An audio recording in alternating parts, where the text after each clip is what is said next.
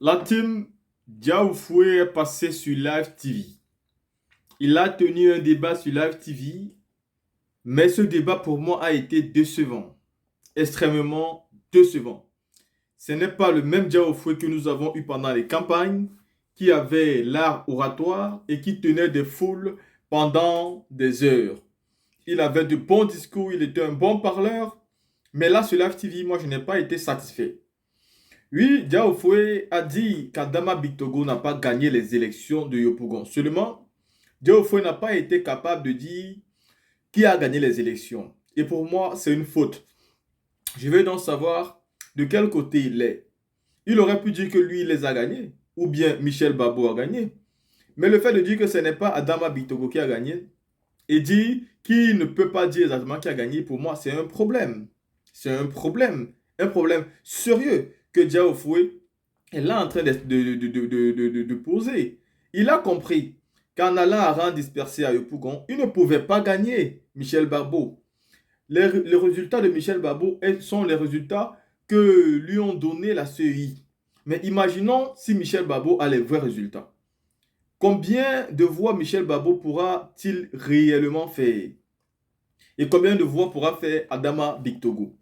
Vous pouvez comprendre ici avec aisance que malgré le tripatouillage et le changement des voix des candidats, Michel Babou est resté toujours très fort dans la course. Malgré même la tricherie, malgré que c'est encore au Conseil d'État, il est resté très fort dans la course. Et pour moi, un vrai allié devrait, quand on pose ce genre de questions, dire tout simplement que Michel Babou a gagné les élections. Moi, je ne comprends pas pourquoi lui, il n'est pas capable de dire que c'est Michel Babou qui a gagné. La seule chose dont il est capable, c'est de dire Adama Bitogo n'a pas gagné. Ça, nous sommes tous au courant de ça. Nous savons qu'il n'a pas gagné, qu'il a triché. Mais on dit, dans ce que tu as en main, est-ce que tu peux donc nous dire qui a gagné? Mais il a eu l'incapacité de dire que c'est Michel Babou qui a gagné. Pourtant, dans ce qu'il a en main, c'est bel et bien Michel Babou qui a gagné. Et du coup, je me pose la question de savoir quel est le rôle que joue aujourd'hui Diao Fouy. Quel est ce rôle? Lui qui a d'abord dit qu'il a pris 2 ans à préparer le territoire de Yopougon et dont il a estimé qu'il était capable de gagner Yopougon. Tu as préparé Yopougon pendant 2 ans. On te dit Yopougon de Barbeau. C'est-à-dire quelque chose dont nous tous nous connaissons et qui date de plus de 30 ans. Depuis de 40 ans, on dit Yopougon de Barbeau. Ce n'est pas quelque chose d'aujourd'hui. Ça a toujours été comme ça. Depuis la nuit des temps. Depuis plus de 30 ans aujourd'hui, le monsieur, c'est son Yopougon. Et toi, tu dis en 2021, tu es parti là-bas préparer et tout, donc tu devais gagner. Pourtant, tu sais très bien que celui qui a envoyé Michel Babou à Yopougon, c'est le président Laurent Gbagbo. Et aujourd'hui, on te demande juste une petite question.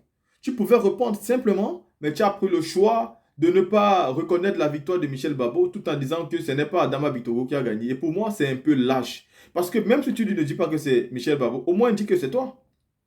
Au moins dis que c'est toi. Ne laisse pas ce doute-là. Et tu dis ce n'est pas Michel, c'est pas Adama Bitogo, mais tu ne dis finalement pas qui a vraiment gagné selon les preuves que tu as en main. Et ça, c'est mal. La team, écoutons ici Diao Fouy sur Live TV et faisons-nous ensemble une idée. Commentez cette vidéo, partagez, likez, abonnez-vous, activez la cloche de notification. Yopougon, Dia Oufoué. Nous sommes très heureux, comme on vous a dit. Les résultats de la CEI sont tombés pour la mairie. Bon, vraiment, je suis content d'être ici parce que c'est ma première fois d'être là. Et avant tout propos, j'aimerais vraiment rendre un grand hommage à un grand homme. Le grand, ce président Ikonan Bédié, qui aujourd'hui est parti. Mais c'est ce dernier-là qui a eu à me faire confiance la première fois. Et il a fait de moi député. Je suis allé, il m'a donné une chance, et je suis allé, j'ai remporté les élections législatives. Et une deuxième fois encore, en tant que jeune, parce que le PDCI-RDA est considéré comme un parti septuagénaire. Donc lorsqu'on parle du PDCI-RDA, on s'attend toujours à voir des personnes vraiment du troisième âge, des vieux, comme on a l'habitude de le dire. Et le président Bédié, vous voyez une grande commune comme Yopougon, qui est la plus grande commune de Côte d'Ivoire, il était encore une deuxième fois pour me faire confiance. Et je suis allé pour ce combat et en plein vraiment combat, on nous apprend son décès. Ce fut un choc. Ce fut vraiment un choc et malheureusement il nous est parti. Et plusieurs autres hauts cadres aussi sont partis. En l'occurrence, voici le vice-président Wassinan. Donc vraiment, j'aimerais vraiment leur rendre un hommage aujourd'hui sur votre plateau. Et par ricochet aussi, tous les Ivoiriens qui nous ont soutenus pour cette campagne. Ouais. Et particulièrement les habitants de Yopougon. Parce que, si même ma mémoire est bonne, vraiment, Yopougon a été vraiment sur tous les projecteurs lors de cette campagne-là. Je pense que nous avons mené une très bonne campagne. Si j'ai perdu le fil par rapport à la question... Alors je reviens à la question. C'était normal que vous puissiez faire cet hommage-là. Tout à fait, merci. Je reviens à la question. Vous, selon la CEI, Oui. vous n'avez pas gagné. Et Oui. vous avez fait un recours. Pourquoi ce recours? Bon, c'est un droit Ouais. de faire le recours. C'est un droit. Mais néanmoins, comme on le dit, au niveau des résultats communiqués par la CEI, nous avons constaté beaucoup d'irrégularités. Il y a eu énormément d'irrégularités. Et par rapport à ces irrégularités, il est difficile d'énumérer toutes ces irrégularités sur... parce qu'on se focalise exclusivement sur les PV. Et ce qui s'est passé à Yopougon, sur, on va dire même tout l'étendue du territoire, on a eu énormément d'irrégularités. Et il était difficile, parce qu'au niveau du Conseil d'État, il faut imprimer minimum 10 PV. Il faut faire des photocopies pour chaque PV. On a 1200 bureaux de vote. Donc c'était vraiment très périlleux. Mais il fallait le faire parce que c'est notre droit. Et nous l'avons fait. Très parce bien. que nous en contestions les résultats. Très rapidement, avant que nos camarades réagissent, donc sans dévoiler justement tout le contenu de ce que vous avez envoyé, après ça ne reste pas des informations extrêmement secrètes. Tout à fait. Qu'est-ce qu'il y a exactement d'irrégularité que vous avez noté, que vous pouvez partager avec l'ensemble des Ivoiriens? Bon, déjà, pour commencer, lorsque nous avons été à la CEI nous a d'abord confirmé que les tablettes fonctionneraient. Et en aucun cas, au cas où il y a une tablette qui ne fonctionne pas, voilà le numéro vert à appeler, afin qu'on puisse la changer rapidement. Mais avant même qu'on en arrive aux tablettes, parce que une grande majorité des tablettes n'ont pas fonctionné, nous avons attiré l'attention de la direction du parti concernant des électeurs fictifs qui sont sur la liste électorale. Je pense que le PPACI, le PDCI en ont parlé avant les élections. Et la liste a été déposée au niveau de la CEI. On a vers plus de 2 millions de personnes inscrites sur la liste électorale, mais qui n'avaient pas le droit d'être là. Je prends par exemple... Là, vous parlez de la fiche La nationale. fiche nationale. Sur le Yopougon précisément, nous avons identifié... Non, je parle d'abord du cas national, parce que c'est de là que tout est parti. Et sur Yopougon, vous disiez, vous avez... Sur Yopougon, nous avons 67 000 électeurs fictifs. Comment on les identifie? C'est-à-dire, je vais prendre le cas des maires sur la liste électorale, on a 31 341 personnes dont leurs mères les ont mis au monde lorsqu'elles avaient minimum 70 ans. Et ça, c'est facile de le faire. Lorsqu'on tire la liste électorale, on prend l'âge des enfants et l'âge des mères. Lorsqu'on fait la différence, on a l'écart. Et l'écart montre clairement que c'est à cet âge-là que cet enfant est venu au monde.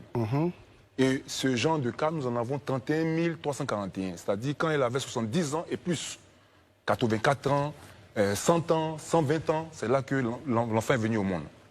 Ça, c'est pas possible. Vous avez dit que vous avez 31 000. 31 ce genre 000, oui, ce genre de cas, nous en avons 31 341 personnes. Que vous avez déversé à la CEI. Que nous avons déversé à la CEI pour montrer qu'il y a, un problème. C'était des irrégularités. Et ce genre de cas, lorsque nous avons soulevé ce problème, on ne nous a pas écoutés. La CEI, lorsque le PDCI a déposé au niveau national, ils ont reconnu que c'est des manquements, qu'ils allaient nous revenir au niveau national. Mais lorsque les élections sont arrivées, les élections allaient commencer et ils ne sont pas revenus. Le PDCI avait déjà fait la remarque avant les élections. Oui, mais pour 1 million de personnes. Pour autant, vous êtes allé aux élections, parce qu'il y a 502 000 et quelques personnes sur la liste. Sur la liste. Là, mais ce que vous dénombrez là, ce n'est pas de nature à empêcher l'élection, parce qu'il y a 500 000 personnes qui doivent voter. Je veux dire, par exemple, le taux de participation, nous avons combien de personnes qui ont voté par rapport à ce que la CEI a dit? Nous avons 129 000, 139 000 personnes qui ont voté. Donc c'est lié au taux de participation. 000, ouais. Voilà, c'est lié au taux de participation. Parce que le problème qu'on a, c'est que le parti au pouvoir se donne toujours une marge. Bon, il va parler tout à l'heure. Le parti au pouvoir se donne toujours une marge. Ouais. Voilà, se donne toujours une marge de sécurité pour aller aux élections. Et ça, c'est pareil à tous les niveaux, même quand on parle du Sénat. C'est-à-dire se donne toujours une marge. Le président, bon, par exemple, je prends les sénateurs. Le président de la République nomme 33. Il nomme, d'accord. Voilà. Donc ça vous dit que même s'il peut y avoir, au cas où ça ne va pas, il y a ces 33 personnes qui sont issues de chez lui. Très bien. Voilà. Donc c'est une habitude. Très bien. Daouda voudrait intervenir, Aman, permettez. Daouda. Monsieur Diaoufoué, à vous écouter, j'ai envie de vous poser une question et mettre le pied dans le plat. Vous n'avez pas honte de dire cela? Même pas du tout. Mais parce que vous vous plaignez d'une liste qui a fait de vous député. Mais justement, c'est pourquoi je le dis et je le répète, lorsque nous avons été élus députés. Très bien. Moi, je suis député de l'Assemblée nationale. D'accord. La question que vous venez de me poser, il y a un de mes collègues députés qui me l'a posée lorsqu'on faisait la réforme de la CEI. Il me dit, mais pourquoi moi je suis contre cette CEI-là, alors que c'est cette CEI-là qui m'a permis d'être député? Mais je lui ai dit oui. Parce que quand nous avons été élus députés, nous avons gagné le ministre Gilbert Koné Kafana avec 4500 voix d'écart. Nous l'avons gagné avec 4500 voix d'écart. Non, laisse-moi finir. Laisse-moi finir. Nous avons gagné Gilbert Koné Kafana avec 4500 voix d'écart. Lorsque les résultats devaient être communiqués au niveau de la CEI locale, ça n'a pas eu lieu. Ils ont pris tous les procès-verbaux et la CEI nous a informés pour dire venez, rejoignez-nous à la CEI centrale avec vos PV. Quand nous sommes arrivés, Kubé, il est là, il vit toujours. Il a dit, mais Gilbert Koné Kafana, il est le ministre des institutions, c'est notre patron à nous tous. On ne peut pas accepter qu'on l'humilie inutilement. C'est le président de la CEI qui aurait dit ces propos. Moi, j'ai eu des échauffourées avec lui. Il m'a dit que je n'avais pas le droit de déprogrammer les résultats. Et quand ils ont proclamé les résultats, à Yopougon, nous avons gagné avec 300 voix d'écart. Alors que les résultats qui étaient en notre position, c'est 4500 voix d'écart. Mais c'est pourquoi, à l'Assemblée, je me suis plaint qu'au niveau de la CEI donne les résultats qu'elle veut. Mais ce que vous dites, monsieur Dia, excusez-moi, monsieur Dia, ce que vous dites, l'entretien que vous avez eu avec le président de la CEI, était-il un entretien avec des témoins? Parce que ce que vous dites est grave quand même. Je suis allé pour me plaindre, parce que nos résultats tardaient. Et on a eu un fichier du ministère de l'Intérieur qui a affirmé que le ministre Gilbert Koné Kafana avait gagné les élections. Et moi, j'ai considéré que ce n'est pas au ministère de l'Intérieur de donner ces résultats. C'est en 2021, lorsqu'on compétitait pour être député. Ça, en mars 2021. Mars 2021. Il y avait une fiche, il y avait un document, je ne sais pas si vous vous rappelez, qui est sorti avant que la CEI programme les résultats. Non, mais après, ce n'est pas le ministère de l'Intérieur la CEI, donc ce document était officiel. J'ai une question. Mais attendez, on va y aller pour les questions. Moi, je me suis plaint sur ce cas-là, et j'ai considéré que s'il tarde à ce point à donner les résultats, parce que je peux comprendre, parce que c'est 1200 bureaux de vote, c'est pas facile. On comprend. Mais lorsque les résultats, vous nous demandez d'envoyer des PV, parce que c'était convaincu que nous n'étions pas capables d'envoyer 1200 PV. Parce qu'à Yopougon, on a 1200 PV à envoyer. Très souvent, les gens ne sont pas capables. Donc c'était pour essayer de contester notre victoire. Très bien. On pourra revenir là-dessus si vous voulez, mais permettons à Eman de poser sa question. Vous parlez de la marge. Connaissant le contexte et vos appréhensions par rapport au processus et autres, vous êtes quand même allé aux législatives, vous avez eu cette courte avance en étant avec vos alliés. Aujourd'hui, n'estimez pas, vous, que l'erreur la plus grande aurait été, pour votre perte, aurait été le fait d'aller des cavaliers seuls face au même candidat, enfin un autre candidat du RHDP? Merci pour cette question. C'est une question qui vient tout le temps. Et... Mais elle est justifiée, hein? Pas du tout. Moi, je vais vous le dire aujourd'hui. Vous savez, au niveau des alliances, ça se fait au niveau des directions du parti. Les directions du parti ont décidé de discuter pour voir comment les alliances vont s'effectuer avec des têtes de liste. Vous allez le constater, il y a eu des alliances hors d'Abidjan à tous les niveaux. Bien sûr. Bien sûr. Où le PDCI est devant, où le PPACI est devant, ça a eu lieu. Et au niveau du Grand Abidjan, c'était un peu spécifique. Où moi, j'ai été député, mais j'ai constaté que lorsque j'étais élu député, j'avais un handicap, c'est que je n'étais pas connu. Donc de 2021 à 2023, j'ai été sur le terrain avant les élections. J'ai été sur le terrain, j'ai posé des actes, j'ai posé des actions. Vous avez estimé que c'est votre tour? Non, c'est pas comme si, c'est pas lié à ma personne. C'est pas lié à ma personne, c'est lié au fait qu'il faut donner l'opportunité à son parti de pouvoir avoir plus d'arguments pour défendre la candidature de la personne, de son leader. Mais est-ce qu'aujourd'hui, votre parti est... Je pas fini. Donc, il faut donner plus d'arguments. Donc, lorsque les discussions ont commencé, mon parti m'a appelé pour dire, bon, pour faire effectuer les sélections, ça sera sur des bases objectives. Donc, envoyez-nous tout ce que vous avez fait de 2021 à 2023 pour que le choix soit objectif. Je dis, il n'y a pas de problème. Donc, j'ai envoyé tout ce qu'on a eu à faire comme activité, parce qu'on a fait énormément d'activités. Très bien. Donc, j'ai considéré que c'est pareil aussi pour nos alliés. Ça a été fait.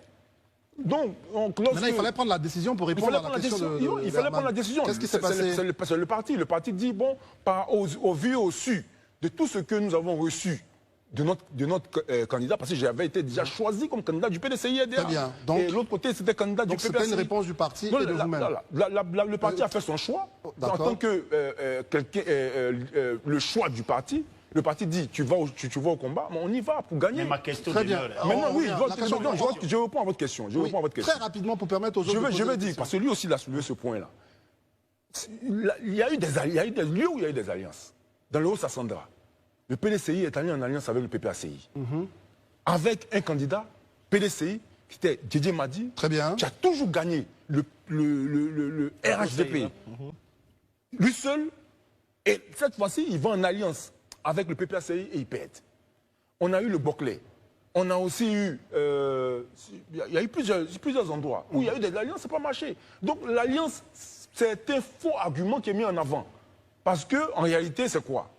Le RHDP savait qu'à Yopougon, tous les projecteurs étaient sur Yopougon. Donc, ils savent que c'est... Bon, je considère que c'est la CEI qui donne les résultats qu'ils veulent. Attendez, sur ça, on va voir d'abord les questions de nos collègues. Et puis après, on va revenir là-dessus. Monsieur Diaoufoué, la première question, selon vous, honorable, qui a gagné les élections municipales à Yopougon? Merci. Moi, je le dis et je le répète, ce n'est pas Adama Bitoro qui a gagné les élections à Yopougon. C'est qui est le vainqueur? Et vos éléments de preuve aussi. Non, je dis déjà... Votre argumentaire là-dessus. Mon argumentaire déjà, c'est que quand je dis que nous avons 67 000 électeurs fictifs sur la liste électorale, et vous regardez à Yopougon, le RHDP a 3 bastions, qui est la CEC 4, qui est très souvent communément appelée Pobwe 2, on a Ouassakara et on a Ndokwa. Dans ces 3 zones-là, nous avons plus de 26 000 électeurs fictifs dans ces zones-là. Les électeurs fictifs, comment ils font pour voter? C'est la question qu'il faut poser. Si c'est les électeurs fictifs, comment ils font pour voter? Les cartes d'électeurs, parce que dans le code électoral, la CEI a pour obligation de donner les cartes d'électeurs à tous les électeurs. Ça, c'est inscrit dans le code électoral. On est d'accord, allez-y. Mais ce n'est pas effectué. Pourquoi? Parce que la CEI donne les cartes d'électeurs au RHDP, nous avons la vidéo. Ils distribuent les cartes d'électeurs, parce que nous avons 2 millions d'habitants à Yopougon. Ils distribuent des cartes d'électeurs aux gens. Une personne peut avoir 10, 15 cartes d'électeurs. Ils votent dans le bureau 1. Jusqu'au bureau 12. Non, mais n'oubliez pas qu'il y a toute une série, là je vous le lance là-dessus, il y a toute une série de contrôles, l'empreinte, etc. L'empreinte c'est sûr, mais la tablette ne marche pas. La stratégie, la tablette ne doit pas marcher. Non, mais, donc quand la personne rentre avec une carte d'électeur qui n'est pas sa carte, très bien. Il cite son nom à un haute et intelligible voix. Mon représentant, il se concentre sur le nom qu'on a cité, il coche, tout le monde coche, on dit la tablette ne marche pas. Parce que c'est la tablette, quand il va mettre son doigt, automatiquement, son visage, tout va apparaître sur la tablette. Mais la tablette ne fonctionne pas, donc il va voter. Quand il finit de voter, il prend la carte d'une autre personne, il va au bureau numéro 2. Ce que vous dites, pourquoi on a le droit de vous interroger, c'est que la carte électeur, il y a une photo là-dessus, qui n'est pas manifestement la photo d'André Bois. Et vous êtes en train de m'expliquer que, manifestement, ni votre représentant, parce que vous aviez des représentants, ni les représentants de Gbagbo, ni les représentants des autres qui étaient là, il y avait 5 candidats, aucun de ces représentants ne s'est rendu compte que celui qui était en face n'est pas celui qui est sur la photo. C'est une question. Oui, je suis d'accord avec la question. Je veux dire, d'abord, moi, mes représentants ont été chassés des bureaux de vote. Très tôt le matin, on les a chassés. Et je me suis plaint vis-à-vis de la CEI parce qu'on avait reçu instruction. On avait reçu instruction. Vous ne répondez pas à ma question, M. Dia. Quand vos représentants étaient chassés dans les bureaux de vote, vous avez de quoi prouver cela? Oui, puisque monsieur... Qu'est-ce que vous avez déposé? Les pièces que vous avez déposées pour prouver tout ça, toutes ces allégations. Écoutez, vous voyez que mes représentants ont été chassés. Mes représentants ont été chassés, c'est sur la base du fait qu'ils ont reçu une formation pour dire que s'ils arrivent dans un lieu de vote et la tablette ne fonctionne pas, qu'ils informent immédiatement le responsable, le superviseur qui va appeler le responsable de la CEI. Parce qu'il nous a mis en confiance pour nous dire que si une tablette ne fonctionne pas, ça ne peut qu'être dû à une batterie. Les batteries peuvent durer 10 heures de batterie. Alors, et on a donné encore 2 batteries en recharge. On insiste sur la question pourquoi. Parce qu'il y a pas mal de recours qui ont été rejetés. Tout ce que vous dites, est-ce que vous les avez constitués en élément de preuve et déposés? Mais c'est pourquoi je vous le dis que j'ai été pris, déposé. Mais concernant mes représentants, lorsque je me suis plaint vis-à-vis du représentant général de nouveau de Yopougon, quand je l'ai informé, il m'a dit que non, ne t'inquiète pas, nous allons les remettre. Est-ce que c'est ce qui a été fait? C'est ce qui a été fait. On les a fait rentrer à partir de 10h, 11h. Est-ce que vous avez fait constater cela par voie d'huissier? Non, même, est-ce que ça est sur les PV, tout est renseigné? Pourquoi on évolue sur la question? Barry avait une deuxième question. Est-ce que tout ça est renseigné? Tout ça est renseigné maintenant. Très bien. Ok, donc c'est au Conseil d'État. Ok, c'est au Conseil d'État. Barry, et on passe à Élysée. Concernait justement le volet juridique, parce qu'on a reçu un homme de droit ici qui a dit que pour que les constats soient valables, je veux dire que les arguments qu'on appelle preuves soient valables, il faut qu'un agent, un avocat ou bien un huissier puisse faire le constat. Est-ce que dans l'équipe de M. Dia Oufoué, vous avez procédé ainsi? Oui, on a des huissiers qui sont là, mais comme je le dis... Le commissaire de justice, comme on dit aujourd'hui. Comme je le dis, Yopougon est très vaste. Et pour que le Conseil d'État puisse valider, je pense que ça a été dit qu'il faudrait que le cas de figure puisse être capable d'influencer. C'est ça, absolument. Donc, moi, ce que je mets en avant ici, je ne suis pas en train de me battre pour essayer de faire en sorte que je gagne les élections. C'est pas ça qui est le problème. Ce que je suis en train de... Mme Bitoro pouvait gagner de 200 000 voix d'écart. Et puis, quelles que soient toutes les plaintes que tu vas le faire, ça n'ira nulle part. Moi, ce que je suis en train de mettre en avant ici, c'est les insuffisants de la CEI. Très bien. C'est tout. C'est les insuffisants de la CEI. Parce que si on continue à fonctionner de cette manière... Mais on n'aura plus besoin d'aller voir le Conseil d'État. On va essayer de prendre le pouvoir par là, dans la rue. Attendez, Christelle, pour la suite. Et puis on va revenir d'abord sur ses propos. C'est pas possible, nous sommes dans une nation. Non, mais je vous le dis, une grande nation organisée. Je vous le dis qu'en 2021, j'ai été élu député parce que nous avons été dans la rue. Monsieur Dia, avant d'aller vers Élysée, 2 points pour moi. Tout à l'heure, Barry vous posait une question directe. Qui a gagné? Vous avez dit celui proclamé par la CEI n'est pas celui qui a gagné. Qui alors?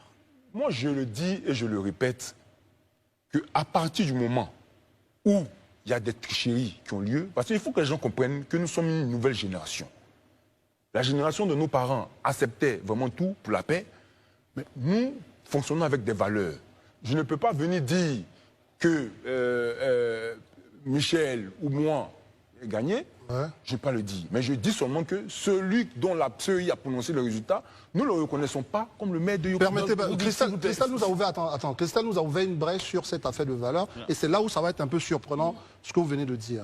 C'est-à-dire que ce qu'on reproche à nos parents anciens, nos leaders anciens, ce sont des affirmations un peu gratuites. Vous ne pouvez pas tenir des arguments du style, je viens, telle personne n'a pas gagné, ou il y a eu des tricheries, sans même faire confiance aux preuves que vous avez, parce que la preuve, c'est que vous ne considérez, là, à l'instant, à vous entendre, que les preuves que vous avez ne sont même pas de nature à rétablir la vérité des urnes. Parce que c'est ça que ça pose comme problème. Qu'est-ce que vous répondez à ça? Ce que je mets en avant, il faudrait qu'on comprenne une chose. Ce que je mets en avant, c'est que dès le départ, nous avons eu des insuffisances. Et nous avons attendu de la CEI de nous revenir pour essayer de nous éclairer, pour qu'on puisse aller aux élections de manière... Quelles étaient les zones qui étaient susceptibles d'avoir créé ce trouble à Yopougon? C'est un vaste quartier. Quelle zone, par exemple? Vous voyez, par exemple, sur la base des élections législatives, nous avons gagné dans plusieurs zones. Et pour ces élections-là, par exemple, je vais citer Mamiadjoa, Saint-Michel, Kouadjo, plusieurs de ces zones-là, les unes sont arrivées dans ces écoles à 13h, 14h. Vous voyez? Donc les parents étaient là, il n'y avait pas d'urne pour voter. On est sur la liste électorale de Yopougon, nous avons 163 000 électeurs qui ont des noms à résidence à Caen. Ah, d'accord. Voilà, 163 000. C'est vrai. 500 000. Voilà. On en a au niveau pour les malinqués 100 000 et on en a aussi pour les coups 43 000, 45 000.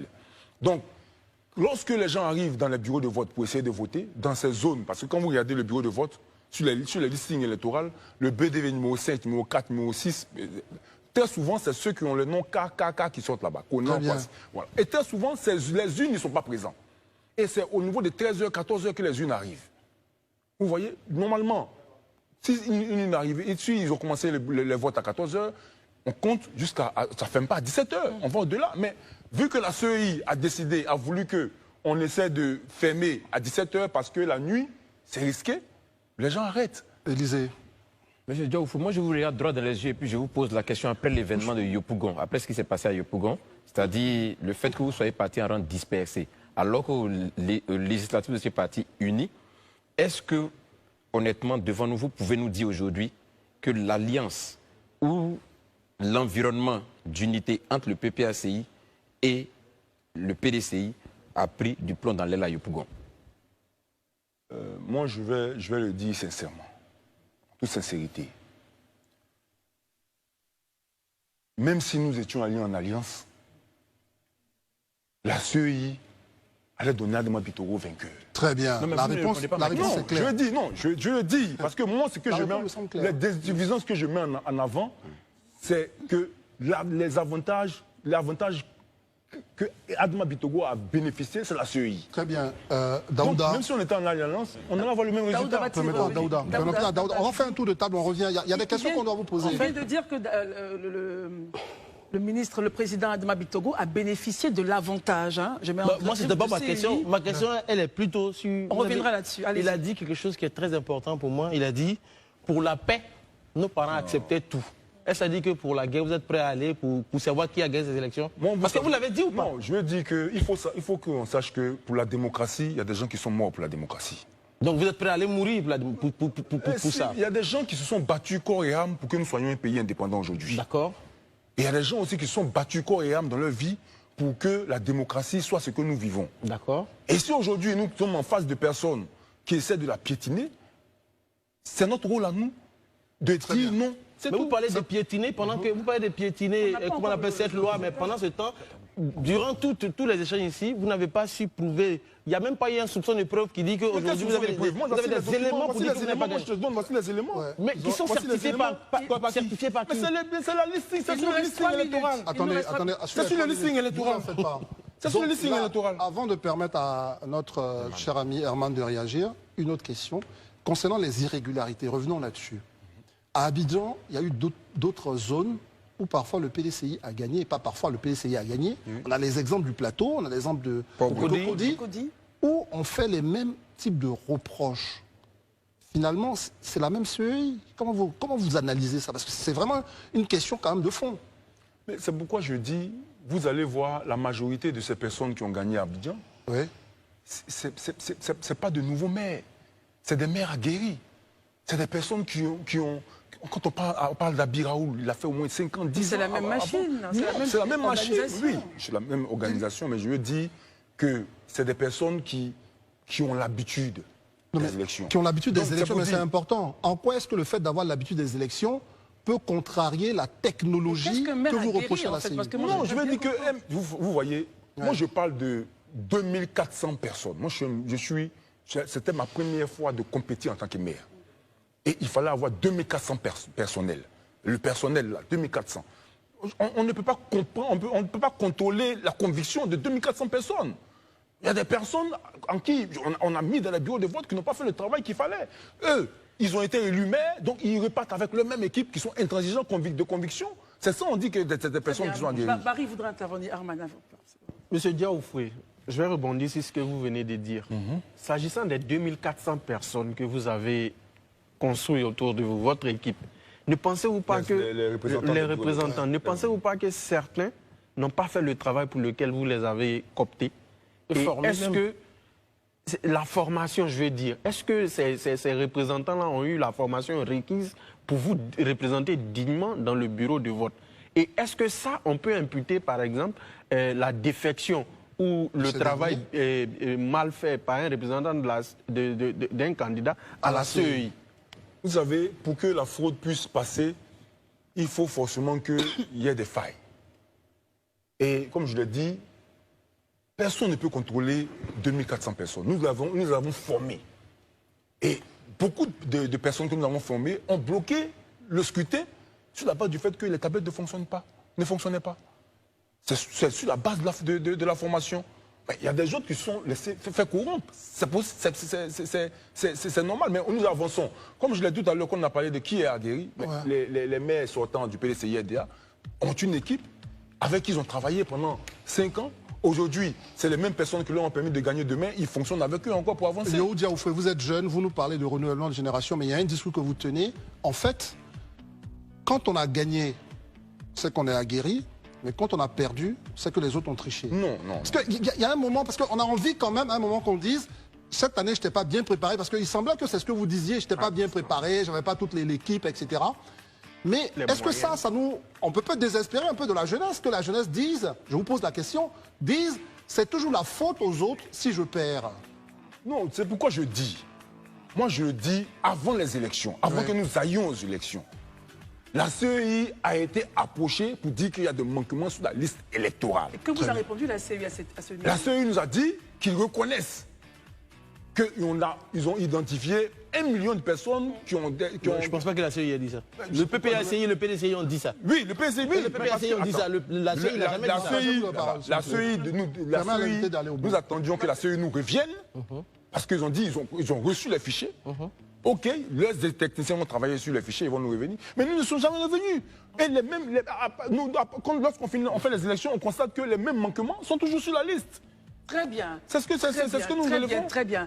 Monsieur Dia, merci. Alors, permettez-moi, si votre recours est rejeté à Yopougon, qu'est-ce qui va se passer rapidement? Très bien. Si mon recours est rejeté... Par le Conseil d'État. Par le Conseil d'État, j'aviserai. Vous aviserez Christelle, les amis. Moi, je pense que l'exercice que nous venons de faire ce soir est un exercice très important pour notre démocratie. Permettre justement à nos leaders et notamment aux personnes qui aspirent à nous diriger de prendre la parole, de le dire avec sincérité, parfois avec des erreurs, parfois avec exagération, mais de le dire en ayant à l'idée que l'intérêt commun doit primer. Nous, on espère, nous à Live TV, qu'on vous aura permis de vous exprimer comme il faut, Christelle, de permettre justement aux Ivoiriens de comprendre un peu vos ambitions. Merci de nous faire confiance et nous aussi, nous serons toujours là pour donner la parole à ceux qui veulent s'exprimer. Les amis, merci de vous être prêtés au jeu. Christelle.